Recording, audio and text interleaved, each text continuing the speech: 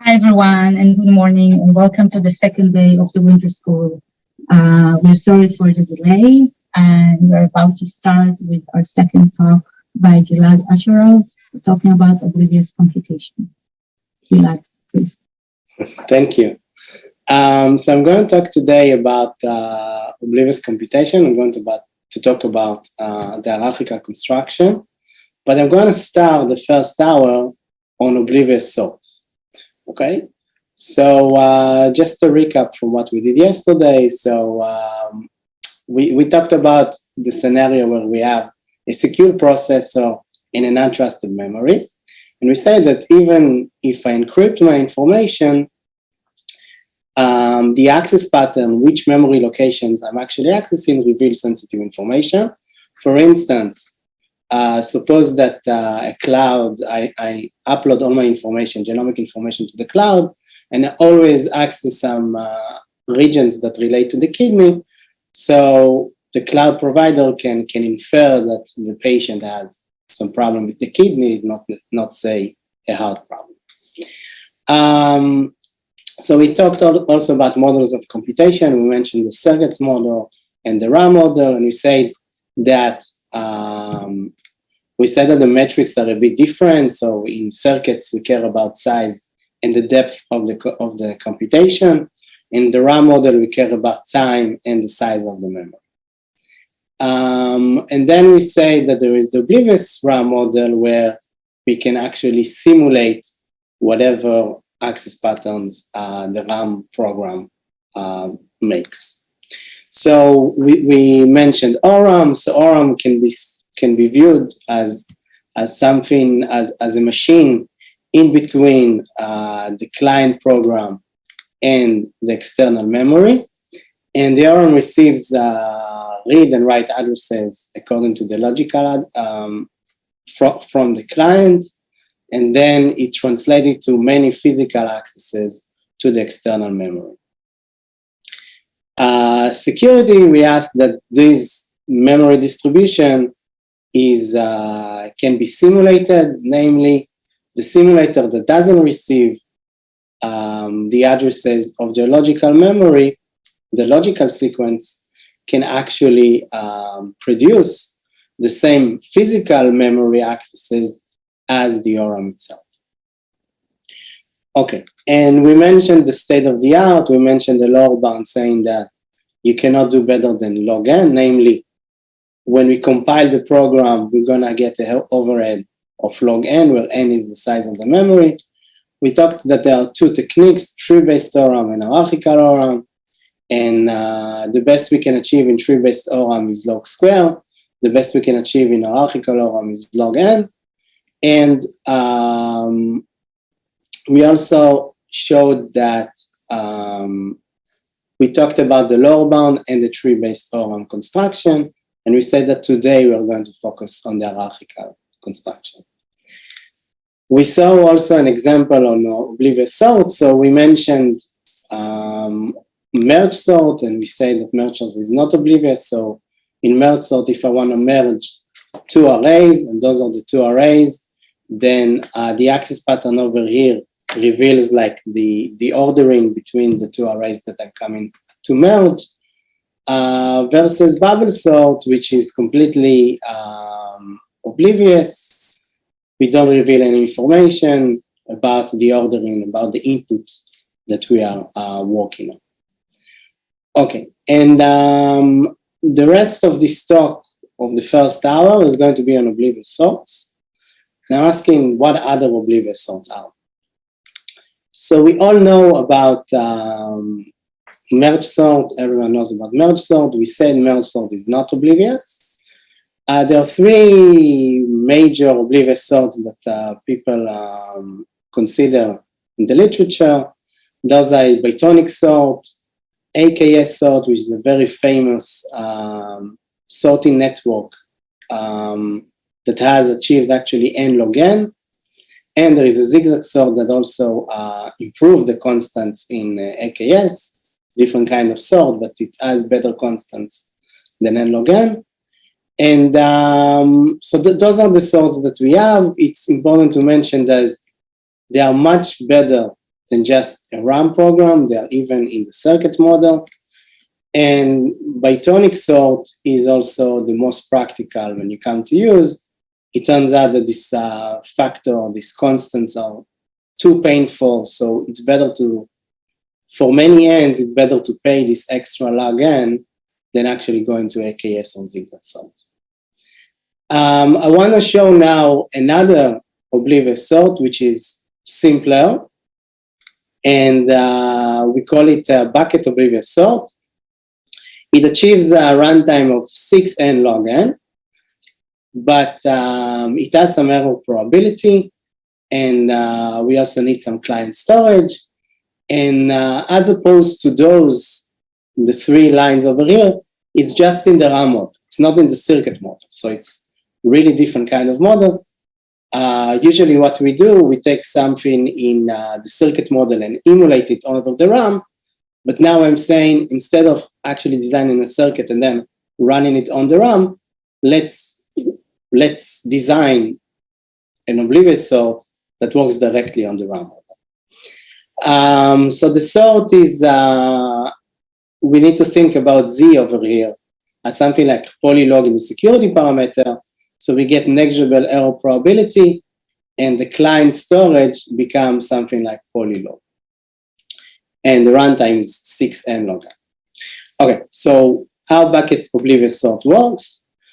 The key idea is that if you take your elements and first Oblivious permute them, okay, Oblivious permute, you run some permutation, completely random permutation, no one sees the permutation, and then you run a non-Oblivious sort.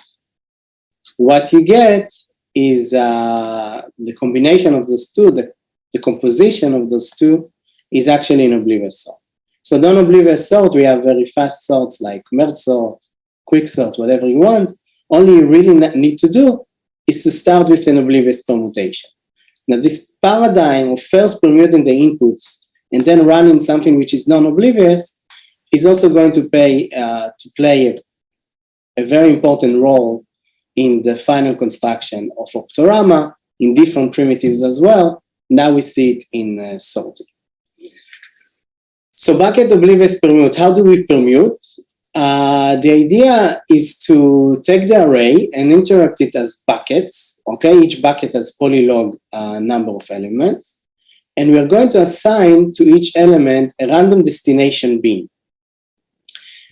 And we're going to add a lot of dummy bins. So we're going to add a bin that contains only dummy elements in between those buckets. And what we're going to do, we are going to obliviously send all the elements to their designated bins. Okay, so if I write on this element over here that is supposed to go to the 5th bucket, we are going to propagate it slowly to the 5th bucket. And each element is going to have a destination bucket chosen at random, and the elements will actually, at the end, are going there. And on each bucket, we later are going to permute each bucket independently. Each bucket is small, is something like Z. We can do it in the internal memory, not on the server. And what we're going to get is actually a permutation. Now, we have a permutation with some dummy elements. When we're going to apply the non-oblivious sort, all those dummy elements are going to the very end of the array. We are going to give them infinity as their key, and then get rid of them, and we get a sort. Okay, so let's see how we do this propagation obliviously. The idea is that we start, those are the buckets, okay? And what I'm gonna do is in the first, I'm gonna work on 2 buckets at a time. I'm taking 2 buckets, and all the zeros, okay, so each one has a designated key, a key that tells him which bucket I want him to send this element. So I'm going to send the elements according to the most significant bit. I'm going to distribute all the elements in those 2 buckets according to the most significant bit. If it's 0, all the keys that has 0 are going to the left, all those that have 1 are going to the right, and we are going to complete with dummies on the remainder, to actually have full buckets. Okay, so because here we have only dummies, remember that those are only dummies, those are the reals. Okay, so if I have like X elements are supposed to be on 0 and Z minus X, they're supposed to go to the right, we have enough elements, dummy elements, to actually match it and have it exactly the number of elements in a bucket, which is Z. Okay, and then we take the next second bucket, the next pair of buckets, do exactly the same, and distribute according to the most significant bit, and so on. Now, after we did all of those, we are going to take the first one and the third one, and again, we are going to distribute according to, now not the most significant bit, but according to the second most significant bit. Okay, so it's kind of a radic sort, where we take 2 buckets at a time, distribute them, and this is going to propagate. So here we're going to take the 0 and the 0, and we're going to sort according to the second most significant bit, these 2, and again, according to the second most significant bit, and so on in this one. Now all those 4 are sorted according to the 2 most significant bits, and we're going to take now this one, and sort according to the third most significant bit, and so on. Now, the only problem that this might have is when there are too many elements that want to go to the same bucket. However, this is what we call an overflow. However, we can show that each bucket in expectation is half full. So because each bucket in expectation is half full, we are going to have, we are not going to have overflows with high probabilities. Okay, so this is a bucket oblivious sort. It's really incomparable to those circuits that I described over here, but for the raw model, it's very good that we can use. Any questions before I proceed?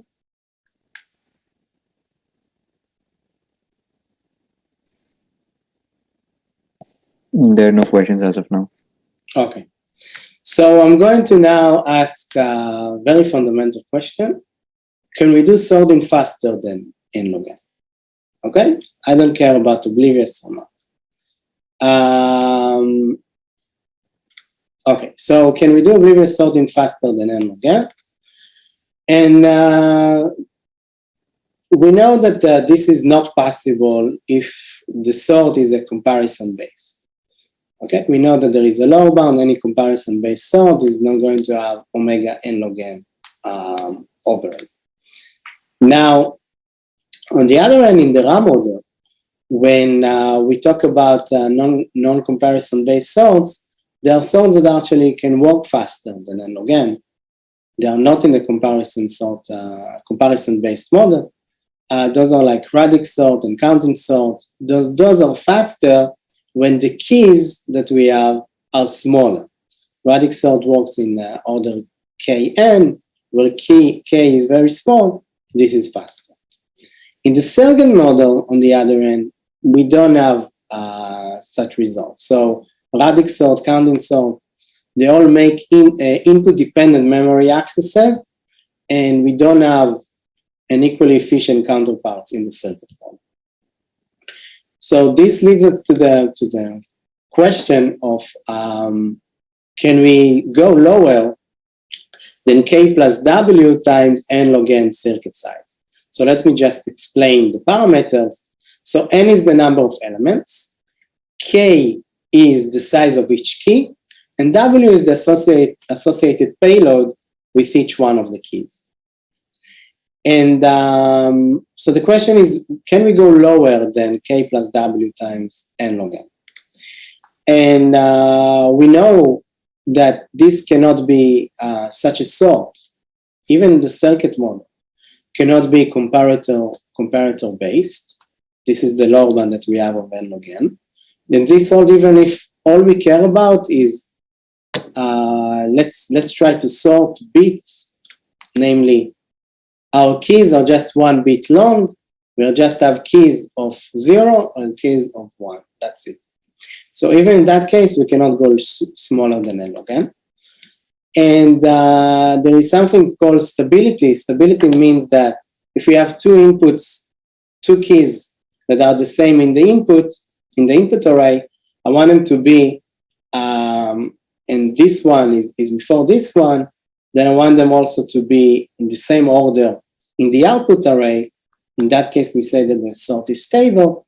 So there is also a law bound saying that such as sorting cannot be stable. So stable sort requires at least n log n selector gates, muxes, in the indivisible model when we treat each element as an OPEC. And this holds also even if we care about just 1 bit sort. There is another law bound that assumes the Lilly conjecture.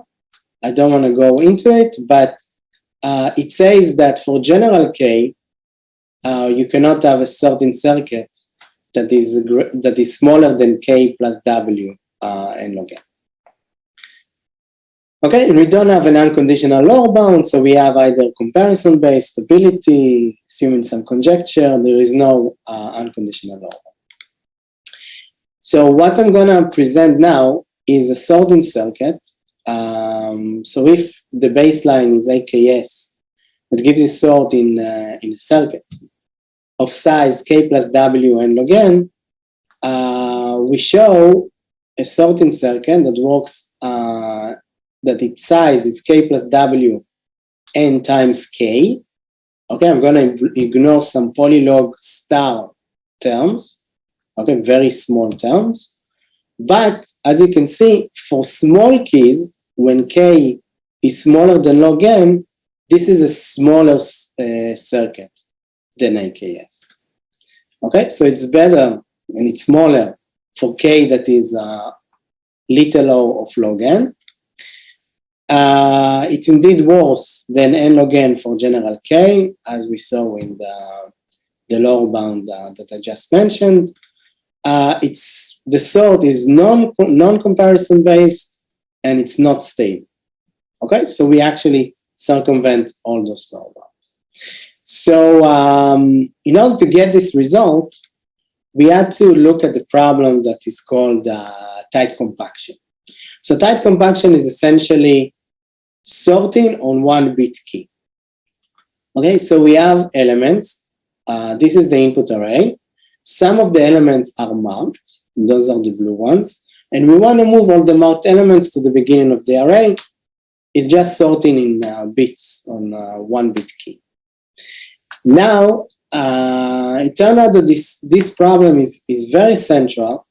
It led, first of all, to Optorama. So in order to close the gap and get to optimal construction for Oblivious RAM, the way to achieve this was via this linear time Oblivious compaction. So first of all, we show the linear time algorithm in the RAM model that is Oblivious that computes tight compaction. So you can sort 1 bit keys in order n. And in the circuit model, it also led to a very nice result that shows that we can achieve those linear size circuits for short keys. Okay, this is what I just mentioned about this result. Okay, so tight compaction, it's a very central problem. We can look at it in the RAM model or in the circuit model, and we get very nice results out of this problem. Okay, so tight compaction, again, the problem statement, you have an array of size n, where each element is marked 0 or 1. In the output, all the zeros elements should appear before the 1 elements, or vice versa, whatever. It's smaller. In the RAM model, this is very, very easy. when I mention here the RAM model and not the previous RAM model. So in the RAM model, you just scan your array. Whenever you see 0, you write it down. Whenever you see 1, you wait. Then you can scan the array again and write down all the ones. Okay? But doing it obliviously is much more difficult. So in the oblivious RAM model, we can use AKS as a basing point, and get a deterministic construction in n log n. This is an open question back from 95. Lighton and Maswell showed an algorithm that reveals the number of zeros and is randomized. There is another algorithm that runs in n log n. And the same lower bound that I mentioned about stability in the indivisible model actually tells us that if you want to achieve stability, you need to pay n log n. Okay, so the fact that we're going to order n means that we must give up on stability. Okay, so those are the two results. In the circuit model, we have linear size circuit for tight compaction. Specifically, it's n times w, where n is the number of elements that I want to compact. W is the associated payload for each one of the elements. So this means that the input is of size nw, so this is a linear size, times some polylog star n factors. And in the RAM model, we achieve an order n time deterministic algorithm for compacting n balls. Each, I look now as each has its associated payload is the word size of the machine, and I assume here that the word size is order log n. This is the same, supposed to be the same.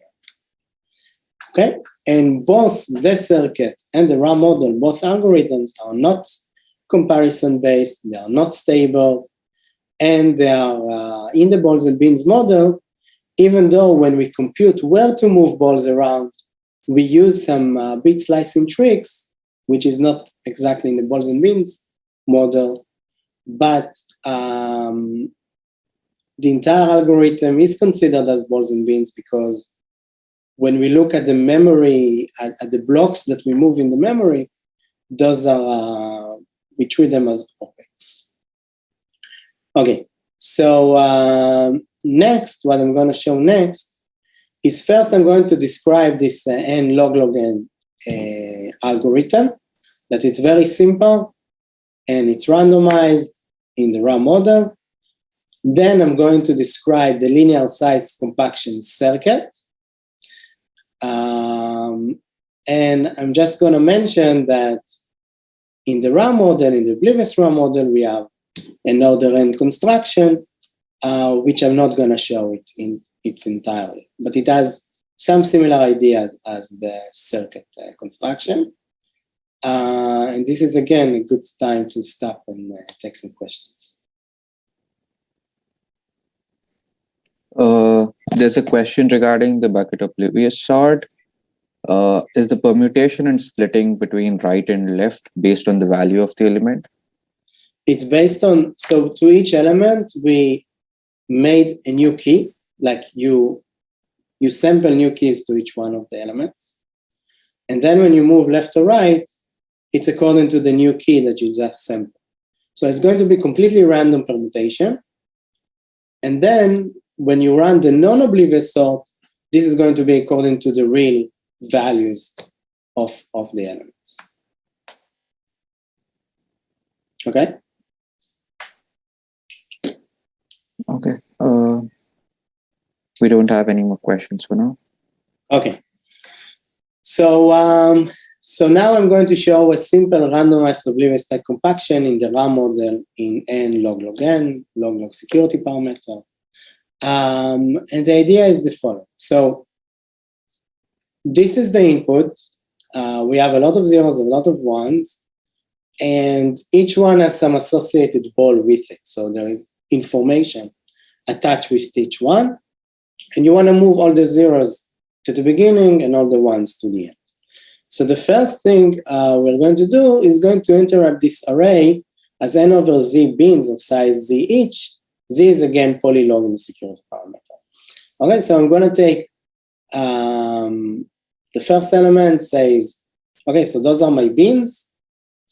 The picture is not so great because you need to think of it as a lot of bins of small size. Here is more like a square, but I'm going to have a lot of each one of the bins. I'm going to take my input, divide it into the bins, and then I'm going to random shift cycle each one of the rows. What do I mean by that? I'm going to choose a random separator for each one of the rows, and I'm going to shift the rows according to those separators. So it means that over here, that I'm going to start this row as it's starting from here, from 0, 1, 0, and then 0, 1, 1, 0. And this one, I start this row over here. So I shifted, cycled around my rows. Okay, what is the cost? So the cost is just linear because I just move things around and don't do really anything.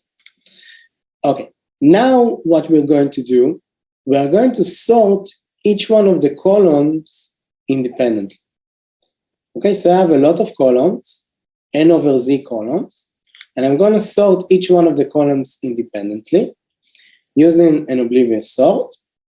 The cost, if I use bitonic sort, is on n over z times z log squared z, which is overall in n log security parameter.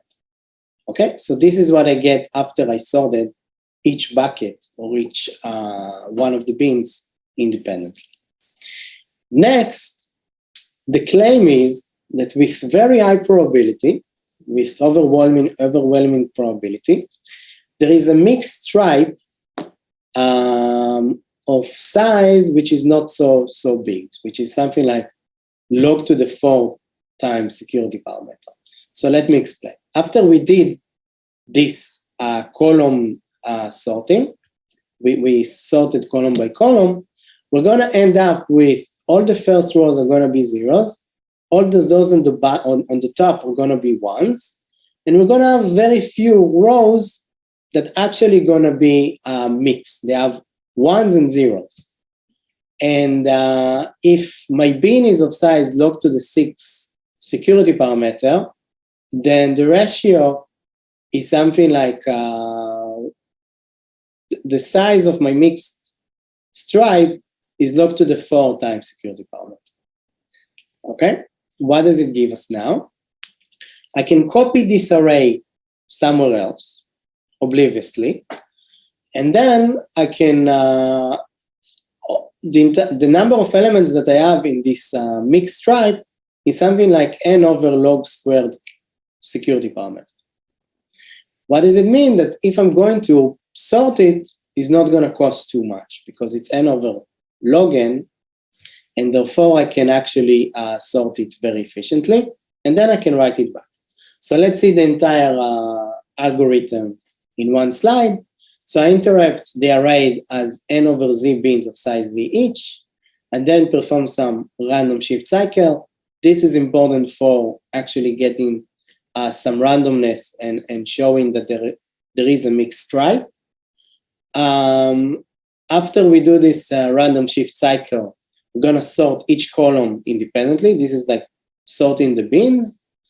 Then we're going to identify the mixed stripe, copy it somewhere else. It's a bit tricky how to do it obliviously, but it's not very difficult.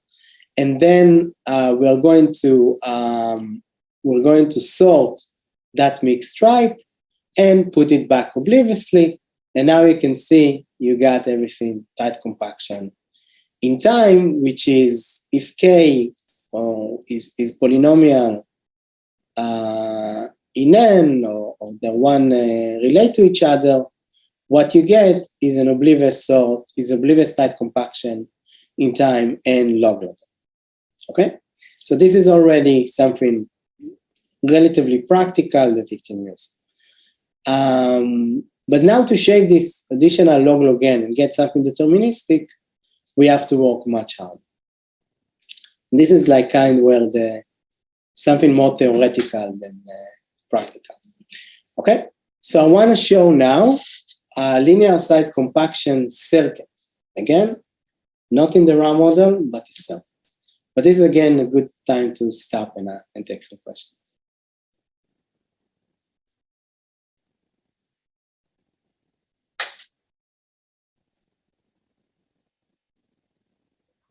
No questions? Okay. So I'm going to show now. There's one question. Is there a possible input that results in all rows having either all 0 or all 1? Yeah, of course. You can get all zeros or all 1. The key idea is that in that case, I will pretend that I'm taking a mixed stripe, copy it somewhere else, sort, and then sort it back. Okay, but if the entire input is just 0 or just 1, then everything is 1. Okay, so we would get a mixed stripe then. Okay. Okay, so now I'm starting with linear size compaction circuit. Okay, I want to show you a compaction circuit. And our cost model, what I'm going to talk about, we're going to have, we're gonna count now how many Boolean gates we have in the circuit. And I'm going to have special, so Boolean gates, I don't care if it's an AND, an OR, XOR, whatever, I count it as 1. And we're going to have special gate, which is a selector gate. You can think about it as a MOOCs, and we call it a W selector gate. It gets 2 inputs. You have some selector, and you select either this one or that one. You can implement that with W Boolean gates, but we treat it as W selector gates and count it differently because we are going to play with W. It's going to be a parameter that we are going to play. Okay, so Oblivious tight compaction. Again, the problem statement is that you have an array of size n where each element is marked with either 0 or 1. And the output is all the 0 elements appear before all the 1 elements. So the key idea is to start, this is our array. And what we are going to do, we are going first, let's count how many zeros we have and how many ones we have. Okay, so in this particular example, we have 1, 2, 3, 4, 5, 6. We have 9 zeros. So if you put a separator after the 9th index, in the output array, all the elements over here are supposed to be 0, and all elements over here are supposed to be 1. Okay? Now, it's more than that. We know that all those that are zeros on the left side, we don't need to touch them. They're already in their place. And all those that are 1 in the right side, they're also already in their actual place. We are happy with where they are. And if we're going to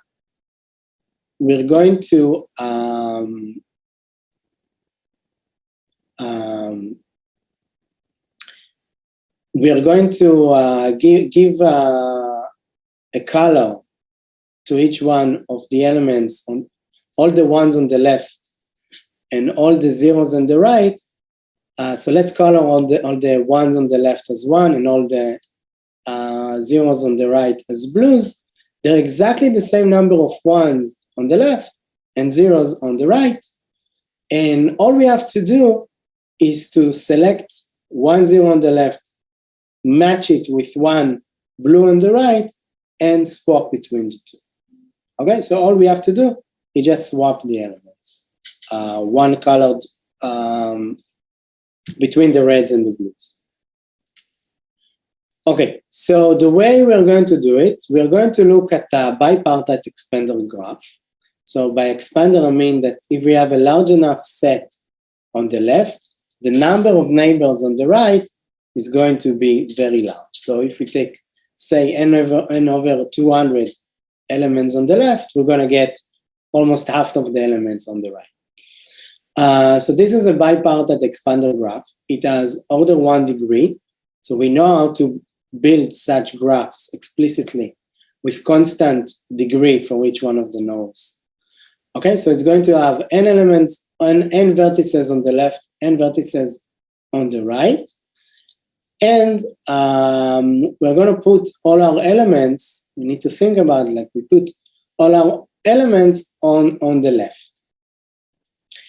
And now the algorithm says that if 2 elements are colored, they are marked, and they have the same neighbor, then we are going to swap them. Okay? So we can actually, because we have these expanders explicitly, we can do everything in a circuit where those are the wires and we have only order n wires. And for every pair of blue and red, we're going to swap the 2 elements. How many gates do we need for that? This is n times d squared Boolean gates for actually deciding which elements I'm going to swap. And we have n times d squared W selector gates for the actual swaps themselves. Okay, now d is a constant, is the degree. So this is total NW gates. Good. The claim is after we did this procedure, there are not so many remaining swaps to do. So if we consider those elements, those sets of elements that survived, those are like, let's say 2 over 2, n over 200 blues, and n over 200 red that survived this procedure. The set of neighbors must be disjoint, because if they had someone in common, they will not have been survivors. Okay, we will have swap between them. Now, from the expansion property of the graph, we know that for any set of size n over 200, the number of neighbors is very big, is more than n over 2. Okay, so what we got so far, we have some component of the circuit that costs just NW, and it already, solves almost all the problem. We just, all we have to do is to swap the remaining 1%. Okay, so constant fraction, we already did swap in NW. Now, our second component is going to be what is so-called loose compactor. So if that compaction is the problem where all the elements, I have an array, some of the elements are marked, and I want to move all the marked elements to the beginning, loose compactor is the following problem where we have some array, some very few elements are marked, and I want to have an output array that contains, that it's smaller, it's like n over 2, and it contains all the marked elements in the input array. Okay, so I cannot lose the blues elements over here. So the idea is that after we did the loose swap, we don't have so many elements remaining swap to do. We are going to do this loose compaction while getting all those elements that are still survivors in the output array, over here, and then we're just going to recurse. Okay, we get like a smaller problem, and we're again going to have a loose swap, loose compactor, loose swap, loose compactor. It becomes easier and easier. When we come back, those elements are going to be swapped at the very end. I mean, when we come back from the recursion, those ones and zeros are going to be swapped, and then we're just going to do reverse of the loose compaction. Okay, we're going to reverse the route of whatever we did in the loose compaction. So again, when I recurse, those are going to be solved, and then all the errors that I did in those loose compactor, I'm going to do in the opposite, the reverse direction, and then this is going to be the output. So let's see everything, the entire circuit for now, in one slide. So we're going to have loose swap, is going to swap some of the elements. We're going to remain with something like 1%. Then we're going to have a loose compactor, which is going to preserve all the elements that are actually marked. Then we're going to have recursion. At the end of the recursion, those elements are going to be swapped. Then we're going to reverse route whatever we did in the loose compaction, okay? But remember that some elements are going to be missed in this loose compaction, those that are not marked. Then we're going to decide which one of the elements to output according to whatever we have in the reverse route and the input of the loose compactor. We're just gonna coordinate-wise select between this output array and this input array to the entire thing. And we're going to select all those that are marked are now going to be selected according to the output of the recursion, and all those that are not marked, we're going to select according to the input to loose compactor from the beginning. Okay? So what do we have so far? So I showed you now that if you have a loose compactor, loose swap plus loose compactor, you're gonna get tight compact. Okay? So if you have a loose swap, we showed how to implement it in NW. And I'm saying if you have a loose compactor of size NF of n plus NW, I'm gonna get a tight compactor of size NF of n plus NW. Okay? The question is, of course, now how to do loose compact. Questions? Yes, there are a couple of questions. The first one is, doesn't counting the number of zeros and ones leak the number of zeros and ones? No, we do it in a circuit. Everything is in the circuit. So, first of all, we count the number of zeros and one. But what I told about the separator, it's not really a separator that we do in the algorithm. It's something just for explaining the algorithm. This is the circuit, okay? So I count the number of zeros and one. Actually, the algorithm doesn't count the number of zeros and one. It just does this loose swap. Sorry, it does. It does count. It marks next to each ball whether it needs to be swapped or not, but everything is in the circuit, so it doesn't leak anything. And is there a uniform way of generating expander graphs, or do you get a non-uniform compaction algorithm?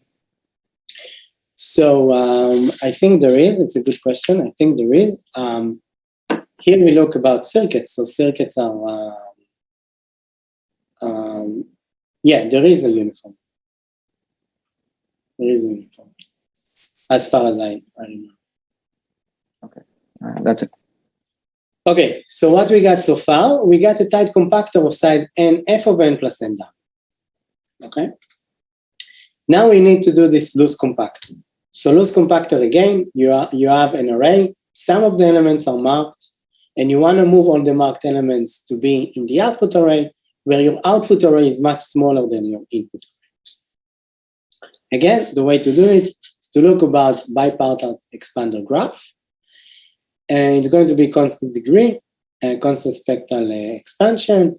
And we're going to have two stages in this algorithm. First, we're going to find, overall, we have only linear number of edges, but we're going to find on those edges, which edges are going to actually be selected. So we're going to find the matching of, the important thing is that we don't want to lose any one of the colored, of the marked balls on the left. So we're going to, out of all those edges, select few edges that we are actually going to carry the elements on those wires. So you think about it as the output wire. These are the outputs, this is the input, and you want to carry the marked elements to the right. So we're going to compute which destination, which wires we are actually going to route on them. Okay, so finding the edges is going to take us n log n Boolean gates, and then actually routing is going to cost us order n W selector gates. So overall, we get here a loose compactor in time n log n plus n W. Okay, and what is important is that this method is non-comparison based. Okay, it's really something we decide how to move the balls, not according to their value, but just if they are marked or not. Okay, that they have a value. Okay, so how do we find the matching? So this is like finding matching in a graph. So all those that are colored on the left, they're proposed to all their vertices on the right, all their incident vertices on the right. Each vertex on the right will accept only if you got only one proposal, and it's going, otherwise you got more than one proposal, it's going to reject all. And each one, if someone on the left now received accept from one of neighbors, then it's going to choose that neighbor and become non-color. So we can show, using the expander properties, that in each iteration, half of the balls that are colored are not going to be colored in the next iteration. Okay, so after log n, this is going to be resolved. Okay, so the output of this procedure, or we need to think about it as wires, that some wires are going to be are going to get value 1, and those are the edges that that we're going to route an element according to them. And this thing doesn't depend on the payload. I mean, we just care if an element is marked or not marked. We don't care what is the associated payload with each one of those elements. So we can run with something which is independent of W, and this costs n log n Boolean gates, completely independent of W. Next, our marked edges, once we know which are the elements that we want, which are the edges that we want to route on them, this is what we're going to use W selector gates. So this required a linear number of W selector gates. And overall, this circuit, this component of the circuit, requires n log n plus nW Boolean gates. Okay, so what do we have so far? We have a loose swab that costs nW. We have loose compactor that we showed in time n log n plus nW. So we got a tight compactor of size n log n plus nW. Okay? This is already better than AKS when W. So in AKS it was NW log n. Now we have n log n plus nW. But I promise something better. I promise something that is just n times W.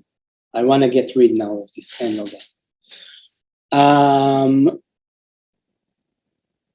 Okay, and the key insight is just not to stop over here. So I have one more step, and we're going to shrink the size of the circuit, and this is really, really cool. So I'm going to show you now, if you have a tight compactor of size n log n plus nW, you can actually achieve loose compactor of size n log n plus nW. And the idea is the following. I'm going to take my array. I'm going to divide it to chunks. The chunks are going to be of log n balls. Okay? Remember that each ball is a W bit long. And because I'm looking now on loose compactors, I have very few elements are actually marked. And the idea now is that my payload is of size W log n bit, okay? So because I'm looking at each chunk as one ball, I'm gonna have each ball as size W log n. And I'm gonna mark a ball, a chunk, is going to be marked if it has containing a lot of balls that I want to preserve, and it's gonna be dense if it has at most 1/4 of its balls are actually marked. So once I change just the dimension of the problem, I'm going to write now type compaction to move all the dense balls to the beginning, to the front of the array. Now, how much does it cost me? So now my n is n over log n, and my w is w log n. Okay? So when I put n over log n over here, I get order n, and n over log n times w log n, I'm going to get overall nw size cell. So the step one, where I moved on the dense elements to the beginning, this was nw size cell. In the second step, I'm going to compact independently each one of the sparse chunks. Okay, so I have a lot of sparse chunks. Each one of them I'm going to run tight compaction, and I know that each one of them is not more than 1/4 full or marked. So what do I have over here? I have n over log n instances of tight compaction, where each one of them is input of size log n, so my new n is log n, and the ball is w size ball. Okay, so what I get when I evaluate it over here, so I get log n log n plus log n times w. Now I have n over log n of those in parallel, so overall this is n log n plus nw. So what I got is a loose compactor that its size is n log n plus nw.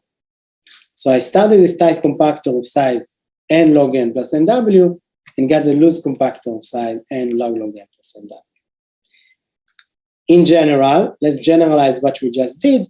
If I have a tight compactor of size n f of n plus nw, I can get a loose compactor of size n f of n plus nw. And the idea is exactly the same. I'm going to look at chunks of size f of n. Each one has a ball of size w f of n. So now my n is n over f of n, and my w is w f of n. So when I apply it over here, this f of n is going to be canceled. And on this one, my new n is n f of n times w f of n. Again, f of n is going to be canceled. And the step one of moving the dense blocks to the beginning is an n times w cell. Step two, I'm going to do a lot of those tight compactors in parallel on small elements. Now I have n over f of n tight compactions to run on f of n balls of size w bit each. So each chunk was of size f of n with a ball of size w. So when I apply it over here, I get f of n times f of n plus f of n times w. And when I multiply by the number of instances that they do that, then this becomes n. And overall, I get for this entire circuit, it's going to cost me order n f of n plus nw. So what do I got so far? So we started with this compactor of size n log n plus nw. And we showed, we also showed now that if you have a loose compactor of size n of f of n plus nw, you can get that compactor of n of f of n plus nw. Moreover, if you have a tight compactor of size n of f of n plus nw, you get a loose compactor of n of f of n plus nw, which essentially says that if I give you a tight compactor of size n of f of n plus nw, you can build from it a tight compactor of size n of f of n plus nw. Okay? And what does it mean? That now we can bootstrap. I can start with a tight compactor of size n log n that I showed you how to do. And from this, you can get a tight compactor of size n log n plus nw. And from this, you can get the tight compactor of size n log n plus nw. And from this, you can get n apply log a times of n plus nw. And you can continue and reduce this log n factor that you have over here. When do we want to stop? We want to stop where these terms become as W, okay? Because this is how much we can do. But we have to be a little bit careful because the constants blow up exponentially. So the right formula is something like that. It's C to the D, because this grows exponentially, times n log. This is the number of time we apply log plus NW. And we are going to stop when W is exactly this term. And you just do the calculation. It turns out that all of this becomes NW. And this thing, when you apply C, the constant, to the D, it becomes poly in something which is lockstep. Okay, so from this tight compaction circuit, you can actually achieve sorting for short keys. I'm not going to get into the details. Overall, the idea is to do a selection, and then I'm not going to get into the details.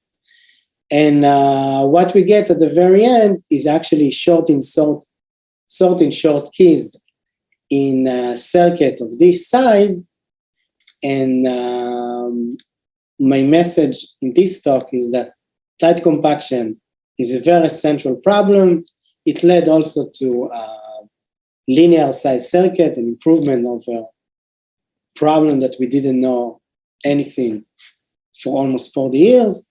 And it also improved, it gets us to Oblivious ORAM construction, an optimal ORAM construction.